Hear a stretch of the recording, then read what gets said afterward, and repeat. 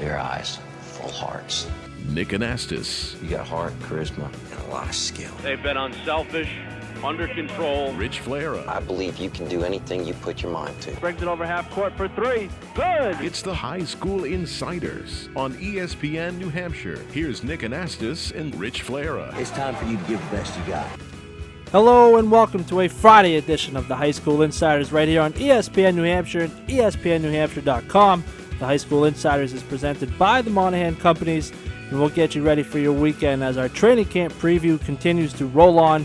Bishop Girton will be the subject of talk today. Head coach Cody will join us momentarily, but before that, why don't I bring in my partner who's live from Holman Stadium as the Silver Knights get back to baseball after a day off from the All-Star game yesterday. Nick, what's up, buddy? Hey, here at Wet Field at Holman Stadium, grass is very slick. The infield very damp. There's dried up puddles. Should be an interesting one. Let's just hope everybody gets away safely after the game is done. But they're going to play some baseball here. Fans are actually already starting to sit in the stands here an hour before first pitch. So a lot of enthusiasm. Should be a good Friday night here with the Silver Knights. And from what I understand, it's Princess Night, which has you very excited. You brought your gown into work today. I saw it. Very pretty.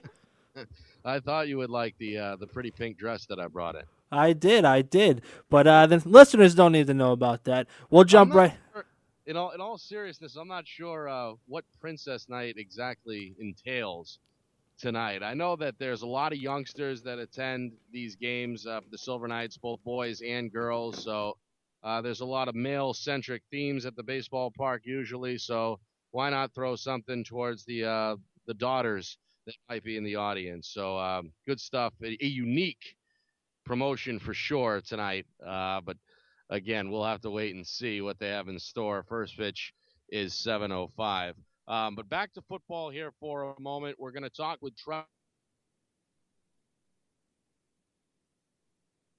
Manchester West and a lot of things I want to ask Coach Cody, starting with his thoughts on the realignment. That is the big topic of the offseason. It's something that was anticipated over the last several years, looking towards 2013 as the big experiment, the one-year experiment of consolidating 6 divisions down to 3. I think that premise is a great idea. Coach Cody has coached in Division 1, Division 2, and now will be back in Division 1 as part of the Western Conference in Division 1. We previewed yesterday Nashua South, Nashua North earlier this week. Heard from the 2 head coaches there, Coach Roby with the Titans and longtime man Scott Knight with the Purple Panthers, and covered a lot of ground there. The other 2 teams we will look at next week include Alvern and Keene, 2 teams that could sneak up on some people as well. So Bishop Girton kind of caught in the middle, I think, here. Of course, we know what they did last year, very competitive in Division 2. They lose Nick Marino. They lose some seniors. They bring back some speed, namely C.J. Boykin.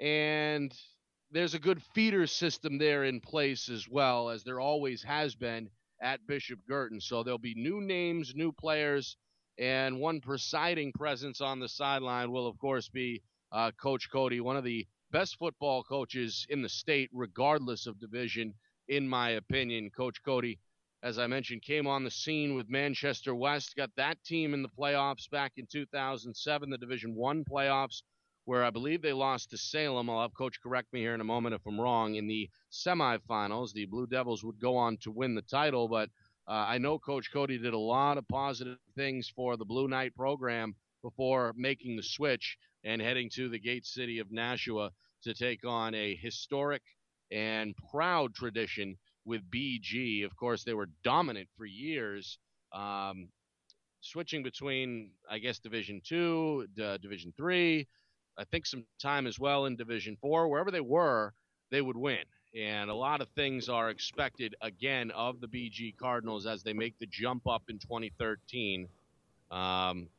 So we're trying to get a hold of Coach Cody from right now, I guess from what I understand, but he's unavailable. Is that right, Rich? It is. I've called him several times. There's no answers. I don't know if he might be tied up in a meeting or some prior commitments, but I'll try Coach again here in a few minutes. He definitely should be available. We'll see if we can get a hold of him. But if not, we can talk some BG football. And why not start with quarterback Tommy Hurley, who was a southpaw. He, like we said yesterday, he beat out the senior Bilodeau for the spot. Now he comes back. It's his spot. It's his position. He can take on the leadership role here in the offseason. He can get the guys ready to go. Hopefully C.J. Boykin has his head screwed on straight, and he's ready to go for the season because he's a dynamite player, and the two of them give them a very key building pieces to build around and jump into Division 1-2 with.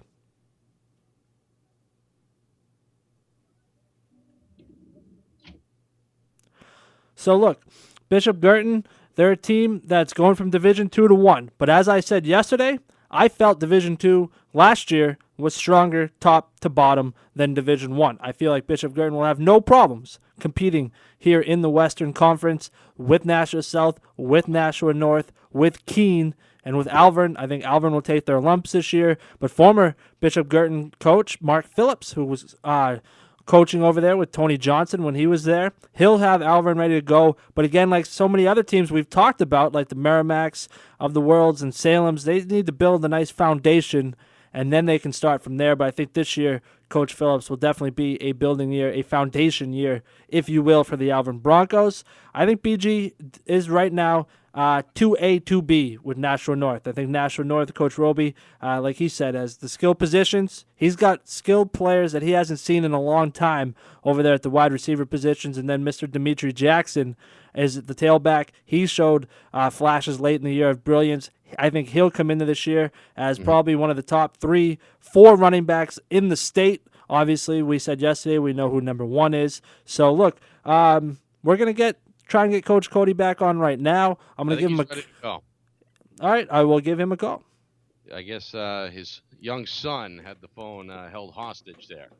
So we'll get Coach Cody going here in just a moment. You're listening to the High School Insiders. We are presented by the Monahan Companies, as we always are here Monday through Friday at 6 Eastern, talking about high school football as we continue to roll out our previews one after the other. Taking a look today at Division 1 in the West Conference, we are discussing the Bishop Girton Cardinals and their quest, I guess, to carve out a stake here of the D1 world. Remember, the playoffs, new system this year. Top 8 teams get in, but the top 8 seeds are formatted by the top 2 teams in the 4 conferences. Division 1 divided into 4 conferences, 5 teams each. Top 2 records per conference make up your 8 postseason seeds. So, again, all you got to do to get in is finish second. That's really kind of the theme that I'm taking here. And if that's how it is, Bishop Girton has as good of a shot as anybody. As Rich mentioned, a lot of weapons, starting with, of course, in the special teams game and on the offensive side, I think, with Boykins. And you got a quarterback there in Hurley that has more experience, that went through some of those battles last year. And again, I say it all the time, experience at the quarterback spot is great. Let's welcome in Bishop Girton head football coach Travis Cody. Coach, thanks for joining us here on the High School Insiders. Thanks, guys. Thanks for having me. Coach, what is this realignment all about? Because you've coached in Division 1, you've coached in Division 2, you've made several stops. You understand the depth and the talent differentials between Division 1 and 2. So tell me a little bit about the task at hand of having your Cardinals team jump up a division. Yeah, I mean, it's definitely going to be a tougher road this year. I think, for all the teams that were in Division 2, like you said, there is a little difference when you're talking about depth and numbers from the Division 1 schools that have higher enrollment to Division 2. But if you look at all the other sports, we're playing all these teams in all our other sports, basketball, baseball, soccer, whatever. So it's definitely going to be tougher on the football end, to make the playoffs and to get to that second round.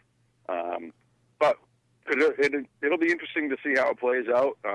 Kind of looking forward to the new format and seeing things how things shake down. So our conference, I think it's great for us having those local rivals with Nashua North and South. So now you got the Nashua schools that you're going to be playing at Stellhouse, which should hopefully, gather some bigger crowds, and you start to develop those rivalries with those schools, and that'll be great for the city of Nashua, I think.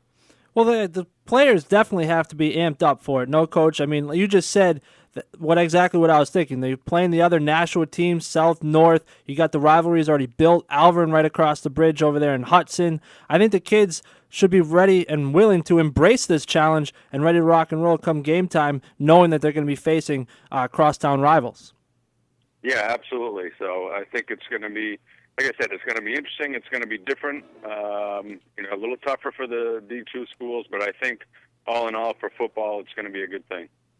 Now, what about the class coming up here? This group of seniors, a lot of experience, I think, in some areas, but you'll have to rely on some new faces as well. It seems to me there's always a good system in place, whoever is at the helm there at BG over the years. What's the state of the program and these seniors here at the head? Yeah, we do. We're fortunate that we do have some, quality guys back in some key positions. Tom Hurley, obviously at the quarterback position, everything always starts with the quarterback, and having a full year of experience under his belt is certainly going to be, beneficial to us. We have C.J. Boykin in the backfield and on special teams, and the great thing about him is every time he touches the ball, he has that ability to take it the distance.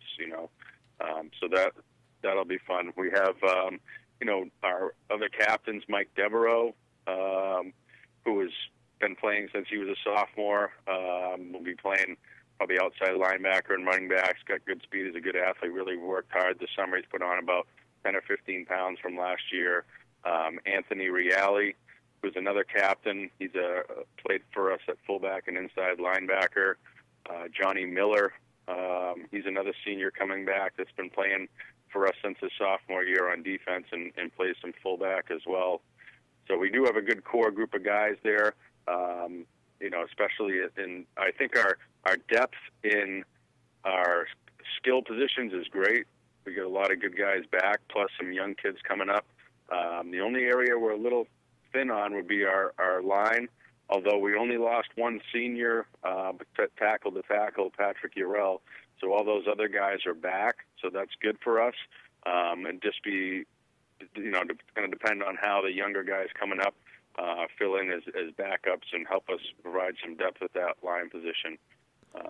So that'll be kind of our spot of, can we fill those positions and get some key role players in there that can help us do that job. So I think we're pretty good at the skill set, with the senior group coming in that are back, that played a lot, and then it just depends on how we fill them with the sophomores and juniors around to round us out.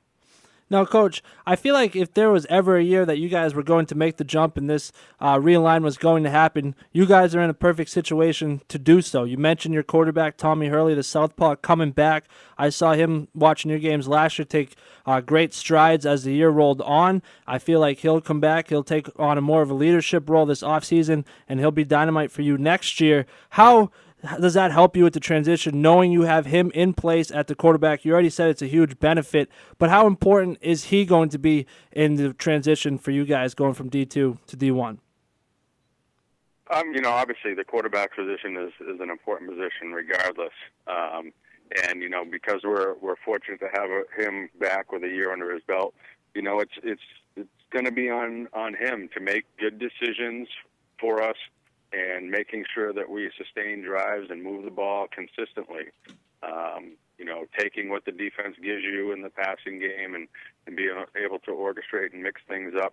We're in a good situation as far as, having a quarterback back with experience. I wish our overall numbers were a little better. Like I said, that's the thing that's kind of separates the Division I from II is the depth. And, with the numbers the way we are, we don't quite have the depth I think we really need to have. But I think we do have a good sophomore group coming through, and we're going to rely on some of those young kids to be role players and to fill some voids for us at certain times. And That's going to really be the important part of us being able to make it deep into the postseason is how well those young kids come along and, can they do the job that we need them to do. Head coach Travis Cody of the Bishop Girton Cardinals is our guest here on the High School Insiders with Nick Anastas and Rich Flera, taking a look at the upcoming season in 2013. How about yourself, Coach? You've been at this now for a few years at Bishop Girton. Before that, the head coach at Manchester West. Before that, an assistant at Manchester West. How have you evolved as a coach? Is there anything different that you would highlight between now and then? Obviously with experience, you live and learn, over the years, and the stuff. Sometimes things that you really harp on that you think are really crucial and important might over time you realize that those might not be as important as some of the other things. But I've been coaching high school football since 1996. That's when I first started, and I've been a head coach since 2004. So I feel that I've surrounded myself with some good people. We brought in a few new coaches this year. So we have about 10 guys on staff, which is very important. And I've learned that as a head coach, you have to have good guys around you, and you have to be able to delegate some of those responsibilities and duties to guys because you can't do it all. And, that's probably the one thing that I've learned over time is that it's as a head coach, you have to be able to give other guys some responsibility and trust that they can do what you ask them to do. And I think I'm in a position where that's good. I have a guy, Mike Bombardier, who's my defensive coordinator. He's been with me since I was at Manchester West. Young guy, played college football at St. A's, and he's a really good guy, really good with the kids, understands the game, and does a great job with our defense. So that's key to not really have to worry about game planning that. I know he's going to do his homework on the opposing teams and come up with a good game plan. And Bill Duffy, who was an older guy that was actually my coach in high school, has evolved. He's been involved in high school football for over 30 years, and he's going to do he's doing all our special teams now. So that's another thing this year that I've delegated to him that he's going to take care of, and he's put in countless hours getting that stuff organized and stuff. So it's really that's an important piece of the puzzle is having quality coaches that you can rely on to do certain things for you, and then I get to do the offense myself, and that's the one thing that I primarily focus on, and then the other assistants each have their role to fill in on whatever side of the ball it is that you need them to. So, that's what I've found over my years of experience, and looking forward to the upcoming season. Well, Coach, we are just about out of time, unfortunately. A short show tonight because of the early Red Sox time, so we're going to have to let you go, but we appreciate it, and let's talk again before week 1. Sounds great. Thank you. That was head coach Travis Cody of the Bishop Girton Cardinals. They have some work to do, but I think with those seniors he mentioned, Mike Devereaux, Anthony Reale, and Johnny Miller leading the way, this is a group right on the doorstep and should be there all long. Have a good weekend. We'll see you Monday. This has been the High School Insiders on ESPN New Hampshire and ESPNNewHampshire.com.